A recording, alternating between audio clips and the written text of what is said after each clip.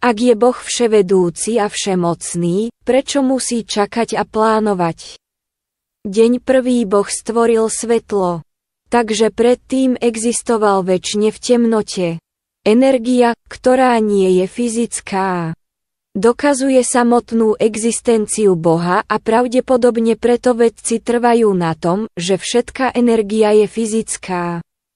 Takže Boh, ktorý môže vytvoriť celý vesmír tým, že povie nech je, potrebuje ľudí. Aby čítali knihy, aby dokázali svoju existenciu. Žiadna náboženská viera nie je pravdivá. Ak by to bola pravda, nenazývalo by sa to náboženstvom, vierou, volalo by sa to fakty. Vedci veľmi jednoducho nerozumejú nefyzickej energii vedomia, čo to vlastne je alebo ako môže existovať. Boh je všemocný, vševediaci, všemocný a tak ďalej, prečo potrebuje ľudí? Aby boli jeho zástancom.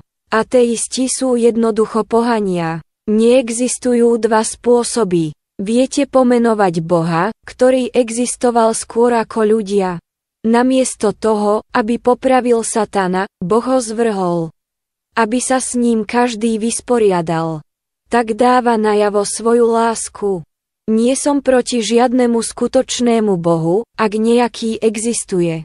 Som proti mnohým hypotézam o bohoch, ktorých si človek premietal a uctieval bez toho, aby v prvom rade vedel, či skutočne nejaký skutočný Boh existuje alebo nie. Ak sa dva týmy modlia k Bohu na športovom podujatí, ako rozhodne, kto vyhrá? Žiadny inteligentný Boh by sa nerozhodol komunikovať s ľuďmi napísaním knihy pre negramotných ľudí. A Boh odpočíval na 7. deň. Pretože zrejme všemohúcnosť má hranice. Kde bol Boh pred stvorením?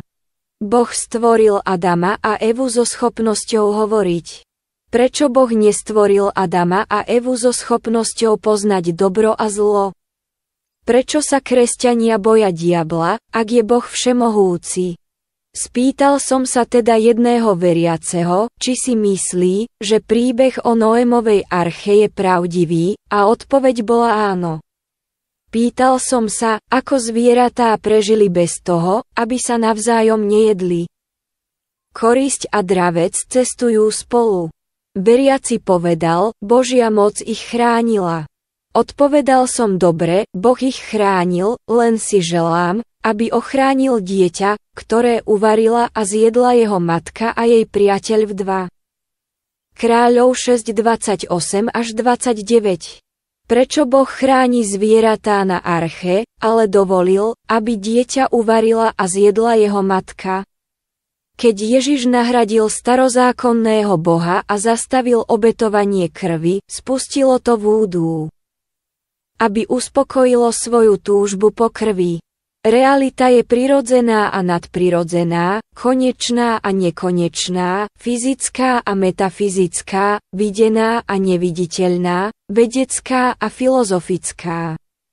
Ak Boh všetko vie, prečo potreboval vidieť krv ako pripomienku v Egypte?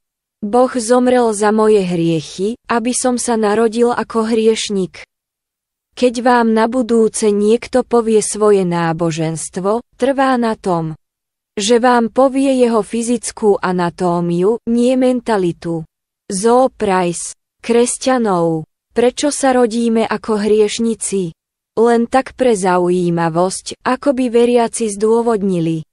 Prečo je každé iné náboženstvo nesprávne okrem ich vlastného?